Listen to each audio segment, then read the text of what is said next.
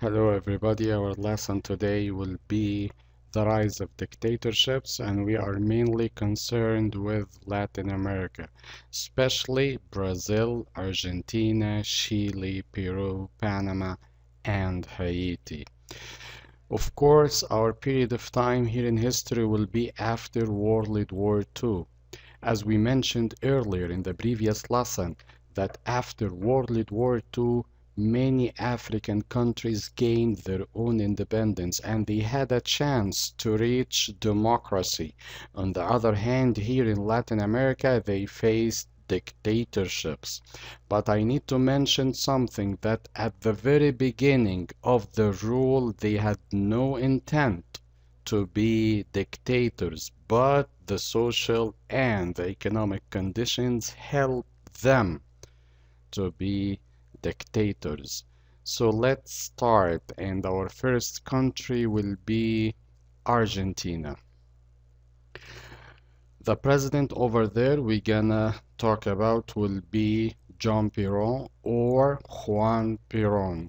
He was during the period of time of 1943 to 1955.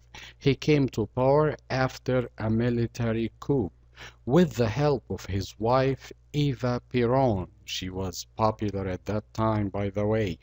Both of them made a lot of radical changes. They, by the way, established the minimum wage system for all of the workers and the 8-hour workday, paid vacations, and they built a lot of schools and hospitals. In her memory, by the way, in order to honor her achievements, there was a movie in Hollywood, by the way, where Madonna played her role, Eva Perón. It was in the year 1996, and the name of this movie was Iveta or Little Eva.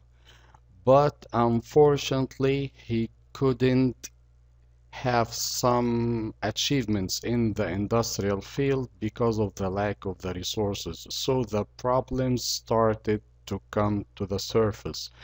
So he tried to have some kind of control over the country with an iron fist. He turned all of Argentina to one and only political party, and he suppressed the freedom of speech. Eventually, there was a coup against him, and some military officers took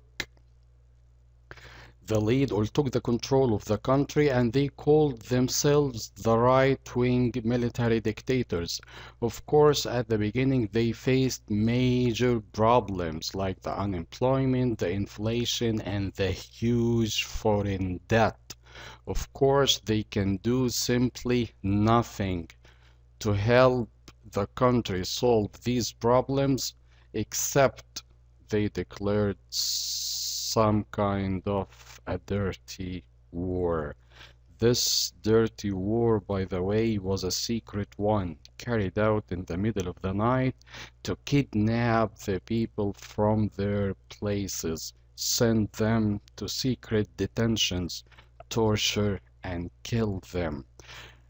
The victims from this dirty war, the numbers varied from 10,000 to 30,000 casualties. And this, guys, will be about Argentina. Our second country we're gonna talk about will be Brazil. The president over there who came to power, by the way, by free elections. His name was Juscelino Kubitschek. At the beginning, he promised his people with 50 years of progress in only 5. So, in only 3 years, he built a new city, a new capital, and he named it Brasilia City, and it cost him, by the way, $2 billion. And it was a symbol of pride and modernity at that time. But unfortunately, because of the lack of the resources, Brazil faced the bankruptcy. So the military will take the lead, the army will take the lead, In 1964, the army seized the control all over Brazil, and they made what was known as the Brazilian miracle. It was during the period of time from 1968 to 1973, and in fact, it was a huge success for Brazil, especially in the mining and the farming fields, and the industrial exports grew rapidly at that time.